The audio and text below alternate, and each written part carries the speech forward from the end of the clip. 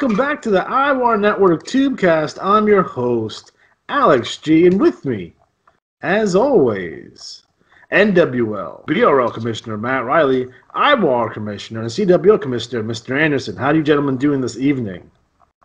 Hello. Excellent. Thank you. You guys are doing wonderful. How are you?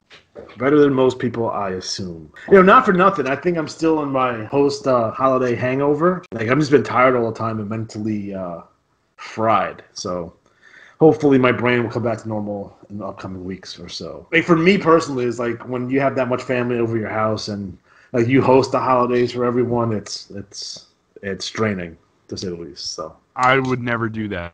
So. I have the kids and stuff, and I don't do it for the grown-ups. I do it for the kids. So this episode will be the January cycle in review, and we're going to start off with the NWL. Oh, no. New Wave League, number 125, League Champion Dash DeLorean, TV Champion Victor the Possess Amazabov, Atlantic Champion Bram O'Brien, Central Champion, the Greek Tycoon Penis. Dixie Champion, Dirty Mike. Eastern Champion, the Mad Mama. Mountain Champion, the Insincere Saul Revere. Northern Champion, Billy Club. Pacific Champion, Late Night Logan Kane. Prairie Champion, Josh the Beast Gordon. Southern Champion, the Patient Stalker. Western Champion, Idle Hans. Tag Team Champion, Insincere Paul Revere. And the Greek Tycoon Penis. TV Tag Team Champions, Dirty Mike, Gaius Janitos, Six-Man Champions winning 5 free matches, Friday Night Joe Fantastic, Beautiful Blake Valentine, Stunning Steve Larson, TV Six-Man Champion Mino Slamborino, Idle Hands, and Insincere Saul Revere. So Matt, what's going down in the NWL? Oh, plenty. We are rolling into our Clash of Champions, Money in the Bank, and the results of which will be posted in this upcoming issue of the NWL, number 126. We got some good feuds going on, some new faces, and some really strong TT. You know, so it's always fun to see that. Did either of you have a preferred TT that stood out to you? Mr. Anderson. My trash talk, although I will say first that there were several really good ones. A lot of really good stuff. I appreciate the Chameleon looking out for the printers. I appreciated some of the humor from our good friend Late Night Logan Kane. But the one I wanted to talk about was Josh the Beast Gordon, who apparently is a football player. I'm going to shock a lot of people right now. I'm not a huge football NFL fan. Ew, sports. I know, yeah. More or less. So I don't know who Josh Gordon is, but I do know that the Josh Gordon in the NWL had a pretty good trash talk. And what he did is he talked about a lot of people, but he segmented it so that each person kind of had their own little paragraph. Nice. He highlights his match against Logan Kane. He highlights his Imagimania results. He talks about Victor Izamov, right, and his hair versus hair match. So, and then he talks about Seth Adams-Lee. So and then he sends an invite in for his House of Hardcore. But he really kind of hit several people, and especially when you're starting out, it's good to hit as many people as possible because keeping everybody involved, and then maybe you're more likely to have somebody respond back to you. We've talked about this before on the show. But kudos to Josh Gordon for a very good trash talk. Yeah, man, I dig it, man. You got to cast that wide net. I'm a big proponent of that personally. I want to talk about Insincere Saul Revere. Now, he did win the IWA Wide Mountain Region Championship as well. Yeah, so 500. Congratulations on that. Whoa. Yeah. His CT, I thought was exceptional. On the Jumbotron, there was a match between Juicebox Hero and Clubber Payne, and then on the Jumbotron, it has the Inkwell and Quill, and there's a letter here from Insincere Paul Revere, which is fantastic, guys. It made me laugh.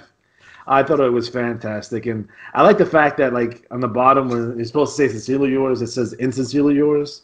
Yes. That I thought was was a nice touch. He was talking about visiting the prairie and all the natives that gave him the rank of champion. Yes. And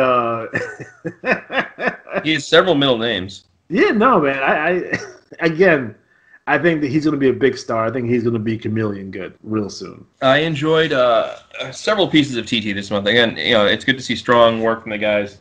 And as always, if you're listening and you're new to the NWL, take a whack at it, give it a try, and just follow their lead and have fun with it. Two that stood out to me were Seth Adamsley with his Ode to LePage Turner with his multi-stars call-out to various people. A good, clean way to call out various people and address certain topics. I enjoyed Cold Deadeye Tracker, his CT with the dog says no. And... of course, I have to talk about the league champion, Dash DeLorean, and his time-traveling promos with lots of hints at future misfortunes. I just enjoy that comedic vehicle. It's very well done. Dash is a fun character to follow and, a strong performance. Also nice to note that this is the, I think, 4th out of 5th cycles with at least a 500 coming out of the NWL. So pretty good for some rookies. So keep it up, guys. Proud of you. Very nice. By the way, thank you for Seth Adamsley. He always comments on the videos on YouTube, so I appreciate that. So keep that up. And if you get a chance, come on take a look at the IWAR Network Facebook page. See if you want to join that. Yes. Fun is had by all. It's true. All right. Next up is the CWL. That's me. Continental Wrestling League number 228. League champion, Dragonheart Ray Converse. TV champion, Marcus the Monster Monroe. United States champion, Victor Von Schnapp. Yukon champion, Pop Culture Peter Cross. Caribbean champion, Alabaster. Amazon Basin champion, Piper the Goofball Monroe. British Isles champion, The Wrestler with no name. Arabian champion, Cowboy Blackjack Kavanagh. South African champion, Solomon Graham. Siberian champion, Railroad Warrior Tai. East Asian champion, Milton Schnozbuster. Oceanic champion, FL Slobberknocker. Tag team champions, Doug the Light and Beautiful Midnight. TV tag team champions, Gideon Shining Star and David Humbleheart. Six-man champions, Marcus, Ulysses, and Piper the Monroes. TV six-man champion, Pop Culture Peter Cross, Bill Bonecutter, and Bob Bonecutter. So, Mr. Anderson, what's going down in the CWL? Well, first, I wanted to congratulate Dragonheart Ray Converse on being the Gold Federation champion. There it is. I would argue probably the toughest Fed to win. And then Doug Delight and Beautiful Midnight for their World Tag Championship, IWA World Tag Championship. Pretty impressive, especially this cycle, to hit a perfect 516. So kudos to those gentlemen. In addition to that, we have so much going on right now, but I would be interested to hear what you have for your trash talk. Well, I did enjoy, of course, I think it's a newer member, but enjoying the last page, the Feast of the Unleavened Bread. This is a nice, subtle way to kind of draw attention with also a bit of humor, and I like a smooth, clean introduction type piece that sends a message out. People are gonna be like, "Who is this guy?" So I like that a lot from Unleavened Bread. I want to talk about my good longtime personal friend, Solomon Graham. Now, he's 6'4", 230 pounds. He is a tweener. He's from Thunder Bay, Ontario, Canada. The former Killer Clown, one of the best wrestlers that the IWAR has to offer. He's making his debut here in the CWL. And I think, to be completely honest, I think he's going to make a huge impact on the league itself. I mean, he's done well everywhere he's went, so I don't think the CWL is going to be an exception. Now, he's allied with Revolution Extreme, the Combat Cartel, and Alec Von Schnapp, and he's not too friendly with Mike Mason, the Drunks, and most anybody on the roster. So I think he's going to get a huge opportunity here. I think he's going to be a big star moving forward for the CWL. I would have to agree. That's why I drafted him with my first pick. overall. Jerk. So just to comment on that real quick, something I thought he did that was really smart is that he talked a bit about his background, but then he also had like a fresh trash talk against Mike Mason. And not everybody is reading every league's trash talk, right? So if you're in the CWL, you might not be reading the IWL trash talk. So it kind of brings everybody up to speed with what's been going on. And then also, speaking of that, I wanted to mention, too, to go back to the title page, we have Alabaster and the Wrestler with No Name and Solomon Graham all coming in, all on the title page. And we saw that with Blazer Corp last cycle, with the Carnage Squad. The new folks are coming in hot and heavy, making us stand. I love it. It's great. Keep it up. For myself, instead of going over specific trash talk, I just wanted to mention kind of more like some of the feuds, right? Victor Von Schnapp and John Body building up a feud. The Educated and the Agents of Redemption continuing their feud. It looks like Piper Monroe is going to go respond to Dan Maggot, who had another really solid trash talk. Lauren O'Dur attacked Railroad Warrior Hammer. Obviously, I'm a fan of Lauren O'Dur. He deserved it, the son of a bitch. He had it coming. Battle of the Midnights. Midnight Delight, who just won, World Championship against the Midnight Society, I think can be really, really good. Hillbilly Hell Show against the Syndicate, still going on, still big. Sounds like they might have a steel cage match. And then one that I really think could steal the show at the next pay-per-view is Solomon Graham and Mike Mason if they end up heavy hitter matchup. But just like there's so much going on. And if I may, last cycle the Carnage Squad put some like itching powder in Joe Boring's tights. And this cycle, Joe Boring subtly references having to scratch inside his tights, which I thought was an excellent callback to that moment where the Carnage Squad played that prank on him. So kudos for that. We're down to the final 8. That's on the Facebook page. If you're not on the Facebook page, why not? Get on it. First round of the National Championship Tournament to find the first national champion is down to the final 8. The Tantum tournaments are down to their semifinals. The new series for Supreme Tantum and Deluxe Tantum started this cycle also in 228. So check all that out. Got new rankings for the Tantum division. We're going to have a couple more teams joining. It's exciting. You can join the division at any time, and then you'll be in the next tournament that starts. Okay, that's all the kind of, in-league stuff, and I'm sure we're going to go over IWAR-wide stuff at the end. So that's it for now, I think. Fantastic. Sounds good to me. Next up is the IWL Independent Wrestling League number 98. League champion Luther Alexander. Television champion Ali Atari. New York City champion Neo Dragon. Los Angeles champion Frederick Xavier. Boston champion Andrew Jefferson Couchman. Detroit champion James Carnage. Uh-oh. What? We'll talk about that in a minute. Cleveland champion JJ Dallas. Dallas champion Magnum TL. Memphis champion Grover Dill. Miami champion Kenny the Cage. San Francisco champion One Insider. Chicago champion Frederick Xavier Sr. Tag team champions, the American Savages of Buddy and Hank. TV tag team champions, the Xavier family. Do they have a team name? Did I miss it? No, it's just his dad who used to be an IWA IWA superstar back in the day. I wouldn't say superstar now. That's pushing it. Well,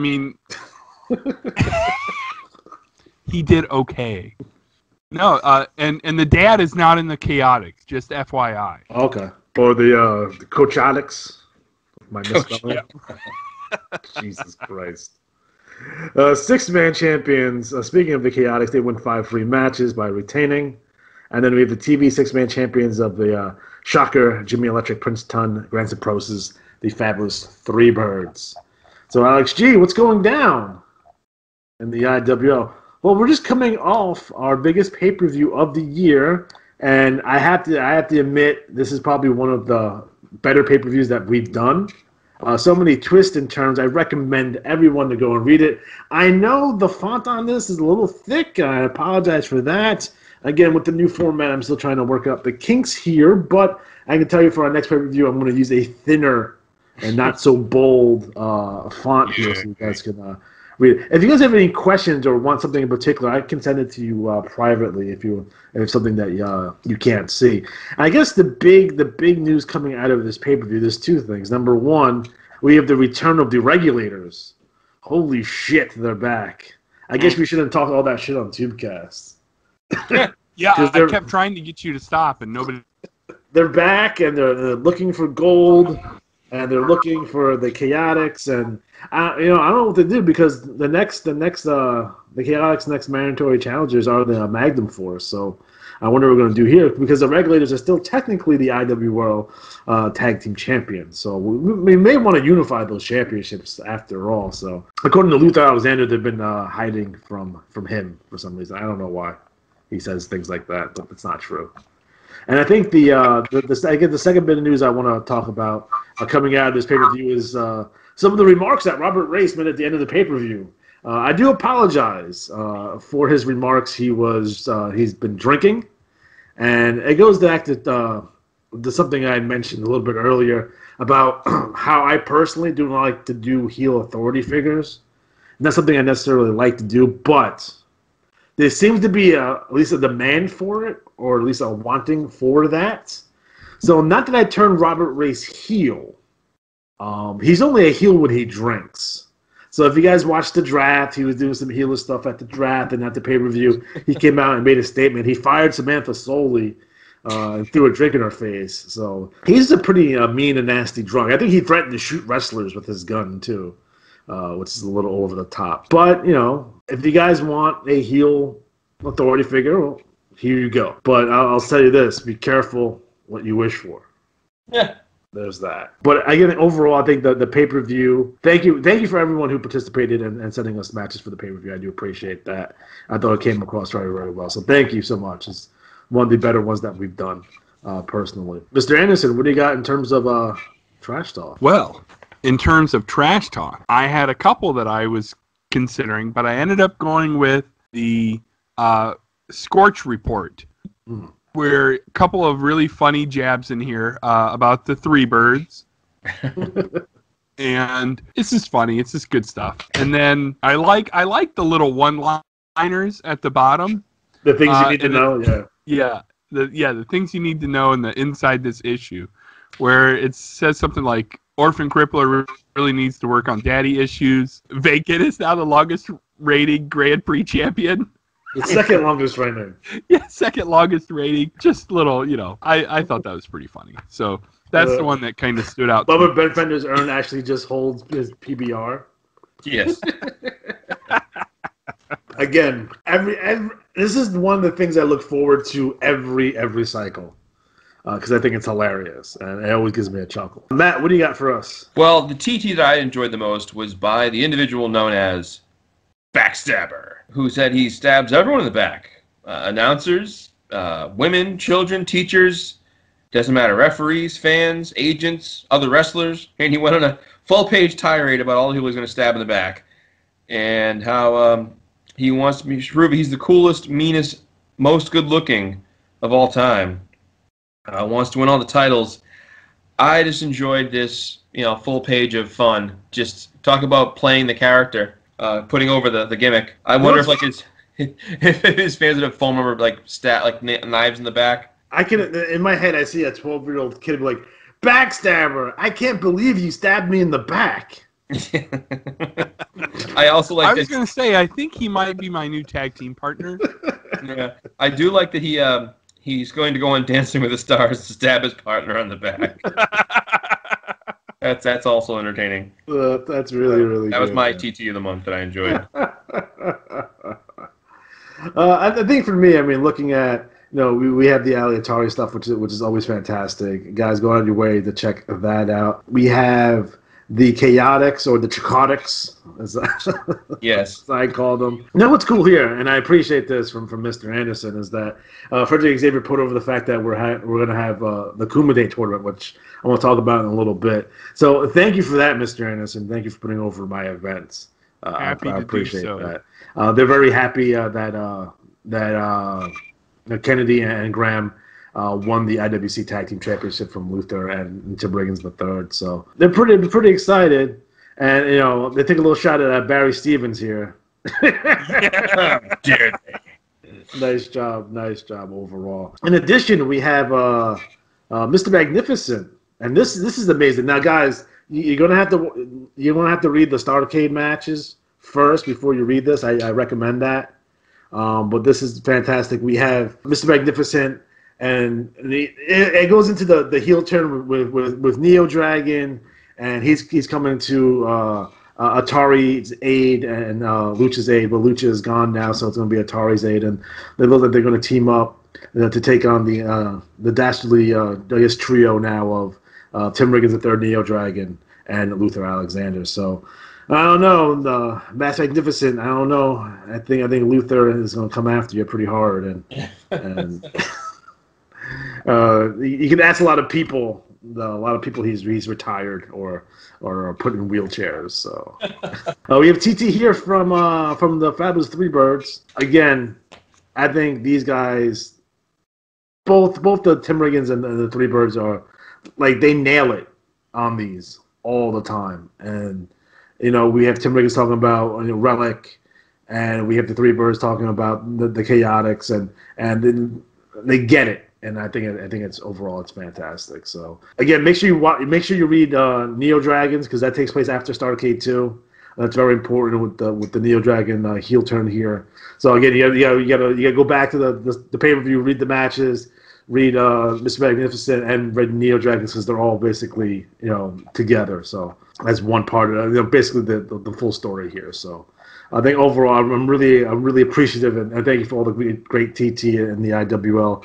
This cycle we bounced back pretty strong, so I'm pretty excited about that.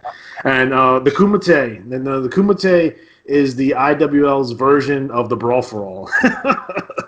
No holds barred. You can only win by knockout or submission. It will take place in an undisclosed location, most likely somewhere in mainland China. And you can beat someone to death. There's no rules. There's no ring. And yes. Well, I just want to. Something that I think would be really cool, and maybe it's just me, and maybe I've got a dark side, but there should be a knockout champion, like where the only way to win is to knock your opponent out. That's interesting. 10 count? Would you do that? 10 count, sure. Yeah, 10 count. But that makes it kind of like last man standing. I don't know how you do it. I mean, it's essentially the last man standing match. You just call it the Brass Knuckles Championship and have them both wear brass knuckles, or have them do the Taipei fists, where you dip them in glue and glass. And you just punch each other in the face. Well, I mean, we don't want to take away from your IWL tournament. I just think that if some wrestling company had a knockout champion. Well, they're starting to do that. Game Changer Wrestling in reality. They do blood sports. So they had Matt Riddle blood sport, where he had a match like that, where it's basically knockout or submission. And now they're doing one this year, and it's going to be featuring Dan Severn. So it's going to be really cool. So he'd still kick my butt. Yeah. I saw him at a Ring of Honor show, and his back has to be maybe 60 inches across. Like, it's fucking ridiculous. Yeah. Like, he is a monster. And I would not mess with Dan Severn. Guys, if you're listening to this, please support your local independent wrestler. Thank you. That's my PCA. There you go. PSA. All right, next up is the BRL Battle Royal League, number 526. The league champion, money-driven Mike Sebastian. TV champion, the Extreme Icon Hannibal. Atlantic champion, Sabretooth. Central champion, Ava Von Schnapp. Dixie champion, Canadian Classic Christian Steele. Say that 3 times fast. Right. Eastern champion, Apocalypse. Mountain champion, the villain, Victor Kane. Northern champion, Hot Stuff, Adam Cash. Pacific champion, Keith Scott. Prairie champion, the Hawaiian Lion, Rob Johnson. Southern champion, Western champion, Crusher Vicious. Tag team champions, Bad Company, Rick Challenger, and Rick Riley. TV tag team champion, Party Time, Eddie. How do you pronounce that? Gallardi. Phonetics. We got to do phonetically so I can read it, please. Ghoul. Hardy. Ghoul. It is phonetic. somewhat. Julia Gulia. You know I can only read at like a 6th grade level, so let's keep that in mind. And the journeyman, Riker Green. 6-man champions, Broken Keegan Crowley, the intellectual Cornelius Crowley, Solomon the strongman Crowley. TV 6-man champion, SOS, Lord Regal, Martel the model, and Zolf Diggler. All right, Matt, what's going down in the BRL? Well, it was a devastating cycle for the BRL. We only had 30 cards, and it was tough. It was tough. We lost so many wrestlers. No, we had a good cycle.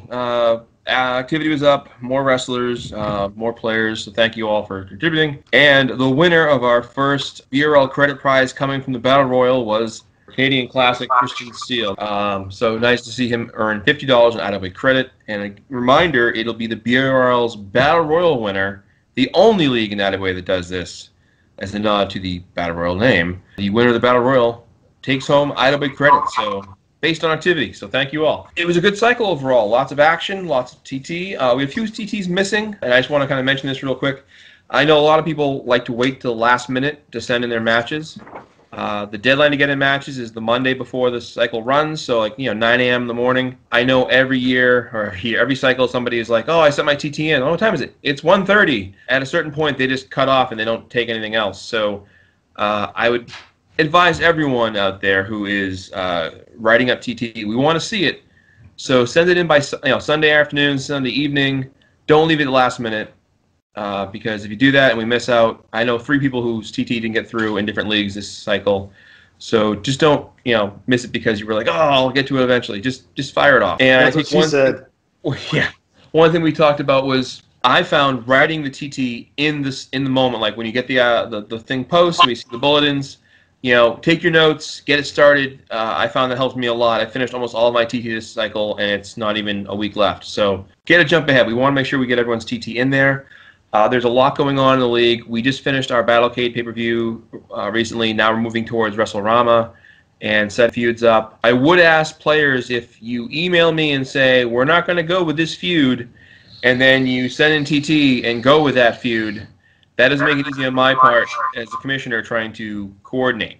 So, either if you're going to give me a heads up, stick with it, or don't. But either way, it's just make a decision one way or the other. We have an event later in the year called the Best of 7 Series. This is the 6th year we've done this, where we pick 2 different players to represent themselves in a feud where it's a 7-match series, but it first to 4 wins it.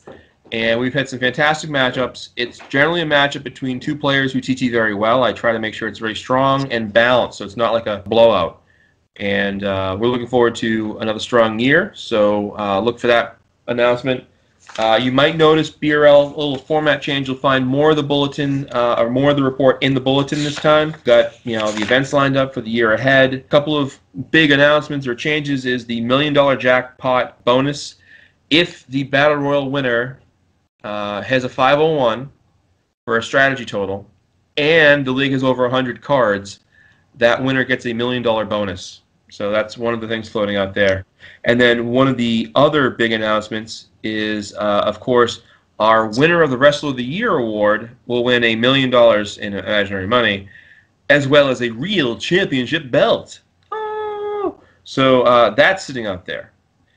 We have things coming up at the Queen of the Ring tournament, which is going to be our sort of female version of the Johnny B. Cup. We're going to invite lots of people to that. Hopefully it'll draw in more competitors. And, of course, if you take a $12 match deal in the BRL and you trash talk, you can get an additional 10 scrub wins. So that's 30 scrub wins, not just 20, for using your trash talk. So the BRL is built on trash talk, so don't be afraid to get in there and yuck it up. Mr. Anderson, what TT stood out to you? Well, obviously, once again, a lot of activity, a lot going on. But I wanted to highlight... Hold on. You sound like you're underwater. Am I still underwater?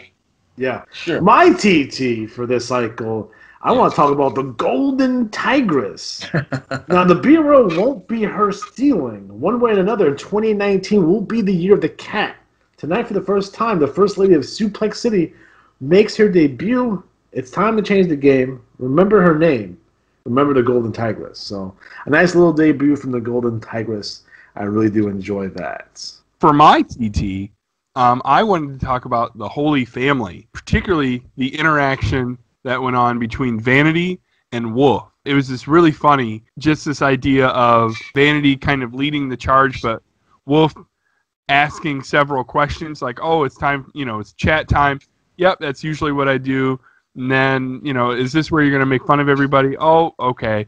And then they poke a little fun at Paige Turner, and then they talk about their success at the end, which is always good. If you have success, talk about that success and winning titles. Overall, just very, very strong. It's when you have multiple characters that are interacting back and forth, that's the interaction that you see between Vanity and Wolf is the kind of interaction that I think is very, very strong and lends to readability. I don't know how often we talk about readability on the show, but if you want people to read your stuff, you have to make it so that it flows, right? So just kudos to the Holy Family submission. I will say one last thing about some of the TT in here. Good to see some submissions from new faces. Lord Sheldon Bishop's been in the league for quite a while now. Broke his silence calling out LePage Turner. Some strong words for him. The Vanderbacks and Mr. Blood were dancing like silly fools. We have Logan Kane's little kind of trailer, if you will, building up his arrival in a mere 4 cycles. 4 or 5 cycles? 5 cycles. And, Hollywood star looking for a protege. We have Jimmy North's still shocking turn in alliance with Phantom Striker. We have some kind of crocodile TT, which I'm not sure what that means yet. And also noteworthy is the TT from R.A. Rude, starting up his Team Arrogance. Looking forward to that. The End Games, of course, going crazy. Interesting to note that, it was around the January, 1st, so good to see El Barbero and Gato, with Gato being the designated driver. I don't know how much safer that would be. They mentioned it like a Mythbusters. Who would be worse driving, a cat or a drunk guy? And they could have Toonces, so we'll see. But anyways, it was a good, strong cycle. Thank you all. We did have that 2-for-1 cycle, so I'm sure the numbers looked good, strong. Again, be active, have fun. The BRL is a fun place to play, so thank you for choosing it. Ta-da! Yeah, man, it's been awesome. It's been fantastic. All right, Mr. Anderson, what do you got for us, Yes. IWAR wide? Well, first, something that I forgot to mention that I was reminded of because of the awesome BRL deal, where if you trash talk, you get 10 more grub matches. I forgot to mention that in the CWL, if we have over 100 cards, which we did again this cycle, awesome job, you can take 10 free matches with with each match deal you do. So those 10 matches don't have to be title matches. They don't have to be scrub matches. They can be they're 10 free matches for you to take with a match deal. And not only that, but again, if you take 2 match deals, you take 20 matches. So I think we had some managers who either didn't remember or didn't realize. I mean, take your 10 free matches if you're doing the match deal already, right? Don't miss out on that. So that aside, that I forgot to mention earlier, IWAR wide, we had our IWAR title results. I can go over that real quick. Graham Underwood retained against Barry Takeney Stevens. His next challenger is Hot Stuff Adam Cash. Yay! We are the 3 of us are in some discussion about some possible small shakeups. So I don't think we want to announce that yet, but that will be something, a little teaser there. The IWAR Revolution title is currently vacant, but this upcoming cycle, so the cycle that posts in a week or so, the Chameleon, as the winner of the ladder match battle royal and went to a draw against the former champion, is going to face Graham Underwood, who won the Johnny B. Cup, and the winner of that match will be the new Revolution champion. Good luck to both of those gentlemen. The IWAR tag team titles were won by Bad Company. Woo! Congratulations. They beat Luther Alexander and Tim Riggins III. And the next challengers... The next challengers are the Chaotix, Graham Underwood and Kennedy Cage. It would be pretty sweet if Graham and Kennedy could knock off Bad Company, I have to say. Oh, no. A Graham sweep. So, and then for our IWAR World six-man titles, Peter Cross and the Bone Cutters managed to retain against the Star Factory. And their next challengers will be the Von Snop, who won the Triple D Cup. So that's kind of the IWAR title recap. You may notice that the NWL champion is now listed next to the IWAR champions in the Ringside Magazine. That's because the NWL champion will no longer be challenging for the IWAR World. So we wanted to kind of highlight the fact that that's kind of the top dog of the Rookie League. Included are upcoming events. Combustible Elements is nearing an end. This upcoming cycle will be the round 3. It's singles. It's basically like a 12-person battle royal where the top 2 will advance to a finals match following cycle.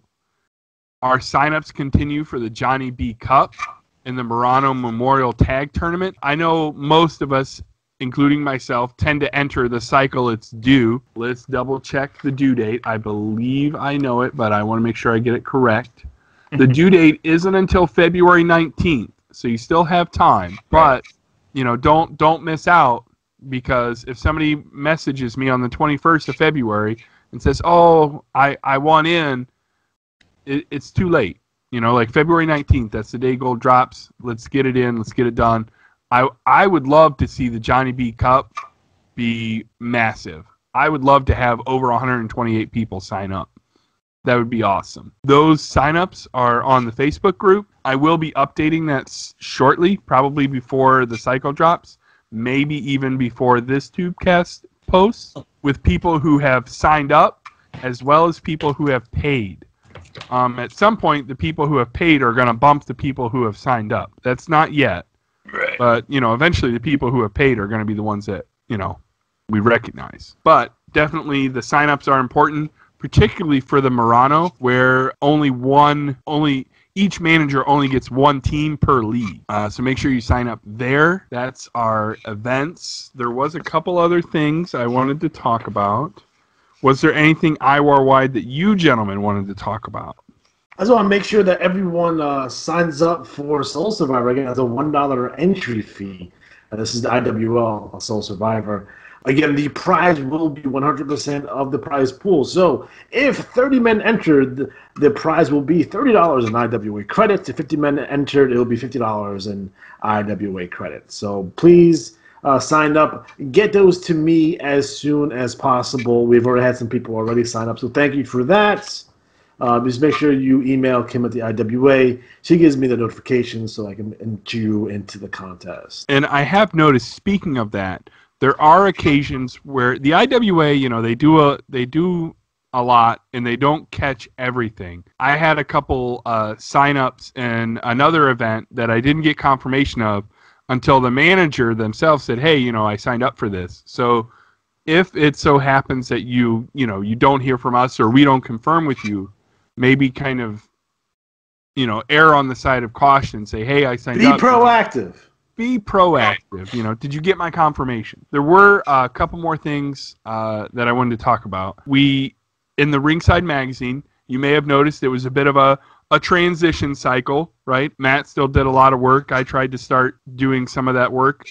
Look for more and more of it to be kind of put together by myself over the next cycle or two as we finish up our transition. But we have a look outside the IWAR towards the back here, and it says this space for rent. So something that the IWAR has occasionally been, I don't know if I want to say criticized for, but has been mentioned, is that we're not doing enough to promote leagues outside of the IWAR, particularly for rookies. So this is the opportunity. I encourage leagues that would like to promote inside the magazine, just get in touch with me, send me your ad. More than likely, it's going to be fine, obviously. We would like to promote other places. As you notice that we have certain leagues endorsed by the IWAR. If you like the IWAR, you might like these leagues also. So if you want some advertisement for your event or just your league, get in contact with me. I'm more than happy to work with almost everybody. It's a pretty short list of people I don't want to talk to. But then we teased it a little bit in this Ringside magazine. But, gentlemen, is it time to announce what could happen this year? Huge news! Sure. I think it's pretty massive news, yes. The three of us have come to the conclusion or come to the decision that we would be open to adding a fourth veteran league to the IWAR sometime this year, probably towards the end of summer into fall. If it's gonna happen, we would like it to be by the IWAR draft. So kind of this year we'll be kind of looking around to see if there's anybody that we think would be a good fit for us and we would be a good fit for them. It's got to be both ways, right? Like, Right. We want us to be a good fit for their league and their league to be a good fit for the IWAR. Right. So that's where it is. Huge news! Yeah, man, I dig that. Now, I think I would be remiss in saying that I don't think I would be voting for anyone at this moment, looking at the lay of the land, personally. But if people want to contact me and discuss, things regarding their league, they're more than welcome to do that. So, I think it's a nice, I would say carrot to dangle, but a prize to shoot for. Considering the IWAR has a lot of activity and a lot of great players that come through it. And joining the IWAR would be a good thing for that league. I think a lot of players would be up for it. So I think if you're looking to put your best foot forward and really show, hey, this interests me. Here's something fun to build around. Right. Well, and something else that we have discussed is it doesn't have to be a gold league. Right. Like we've discussed, how would we work it if we invited somebody or we came to an agreement with somebody outside of gold. So, that's also a possibility. yeah, man. We're going to take over the IWA one league at a time. In the words of El Gigante, it's really big. I thought it was, I want the belt. I want the belt. You know what weirds me out about this game? On a personal note? Just about everything? No, I mean, I think it's weird for me that the amount of players who play this game who don't currently watch wrestling. Yeah, that is kind of weird. It kind of bugs me. It's like, oh, I haven't watched any wrestling in like 10 years. I'm like, what? What are you doing playing a wrestling game? It's like it's a math game then. Yeah. You know what I mean? Now I will ask: are these people who are in trash talk leagues or people who are not in trash talk leagues? I think just people I run across through on a fairly regular. Okay, because I would be more apt to have somebody who isn't in trash talk leagues. I can talk who says I used to watch wrestling, but I'm not a fan of today's product. But I don't know. But I would still find it weird that they wouldn't go back and watch there's so much old school wrestling on YouTube that's ridiculous. You can watch all of Memphis if you want on YouTube. Right. You can get the WWE Network just for the old stuff. I mean, it's still a great value, even though if you don't even watch anything that's brand new, just for the older stuff they have. Yeah. Right. I always find that kind of weird. It's just a personal observation. There's so much, for me personally, there's so much good wrestling out there right now. Even if you don't like what's going on in the WWE currently, there's so much good wrestling. It's ridiculous. It's almost mind-numbing the amount of quality wrestling that's out there currently. For people not to give some of these other promotions a chance. I know we all long for the days of the NWA and WCW and in some cases ECW and the Attitude Era or what have you. But there's a lot of cool stuff going on right now. So take some time out. It's not on maybe not on regular television, but it could be on a streaming site. YouTube, MLW is on YouTube. Right. There's no reason not to watch it. CMML is on Twitch. TNA or Impact Wrestling, they're on Twitch as well. So there's ways to watch these things. So yeah, and my personal plug, I know you guys know what I'm going to say. Plug? No. That's off-air talk. But New Japan Pro Wrestling is where it is at for me. If you don't mind investing, $9 or $10 a month in another network, New Japan Pro Wrestling to me is where it's at right now. It is amazing. It takes a little time to kind of get acclimated to who is who and what's going on. It took me, a few months of watching shows to kind of start figuring stuff out, but the wrestling is so good. It's so good. Give it a chance. Yes. Agreed. All right, guys. If you guys don't have anything else, I have a quick lineup for the year. No real dates for the IWA events. These are IWA-wide events, not IWAR, but IWA. So this coming cycle, I believe they'll be dropping the 10-loss drop system where you can cash in. I think it's like 10,000 per loss, roughly up to 200,000. Usually you can drop like 10 to 20 losses off a record, depends how they set it up. We'll soon have the Stablecade, State Wrestling, Specialty Championships, and a Manager Mania. So that's going to be throughout the year. They keep it flexible and fluid so they can change kind of with the demand. And there will be another Unknown Wrestler League. Scott Anderson wants to speak to that. Oh, yeah. So a manager had posted not that long ago that the IWA was planning to start another one pretty quickly. And so, not that I'm in the current UWL, but I was asking for just kind of confirmation. Like, hey, when are you going to start the next one up?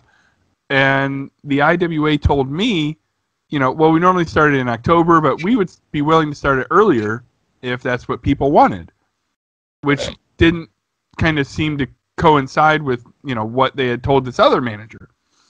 So I posted on a couple boards, and it seems like most people, not everybody, but most people would like to start before that, maybe like late spring, like 4 or 5 cycles, right, from now. So that's the information that I will relay back to the IWA, is that most people would like to start before October. I thought that was interesting. It seems like they said a few different things to a few different people. So I will just relay that information back, and we'll see what they do with it. Right. I did post on the IWAR Network page tonight that if you had a question, to get them in ASAP. So I guess we should go over the questions. There was actually questions this time? There are 2 questions. So Spencer wants to know, is there a peril in the ocean? I assume he means, is there an imminent danger? Although that's not an IWA question, I'm happy to answer that. Yes, our oceans are in peril. We need to have cleaner oceans. Our coral reefs are going away, and people don't realize how important our coral reefs are. They also don't realize how much plastic is in the ocean right now. It's unbelievable. So assuming that's what he meant, yes, our oceans are in peril at the moment. We need to clean them up. We get fucking sharks up here. Something and like I swear to God, if I get a fucking shark near me, I want to punch it right in the face. Is this where we sing that shark song? Shark Tune? No. Shark Tune.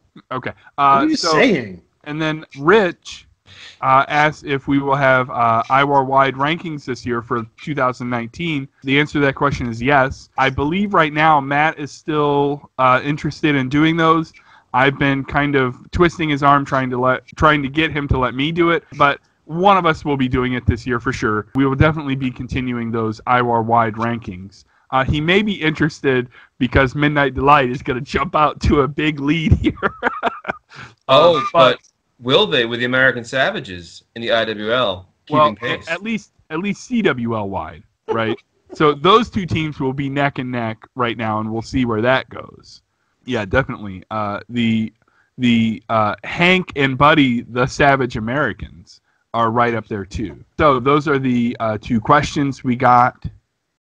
So I will try and remember to post earlier, like maybe a day or 2 ahead, when we're going to be recording, and see if we get some questions. If you have any questions, comment below. Tell us we're awesome. Tell us we're terrible. Say whatever you want to say. Alex can always delete it if he doesn't like it. But It's true. I mean, it's true. You could. I think that's it for me. Did you want to go over that the comment tournament? Oh, yeah. Matt, did you want to talk about that? I missed that. What was that? The comment tournament?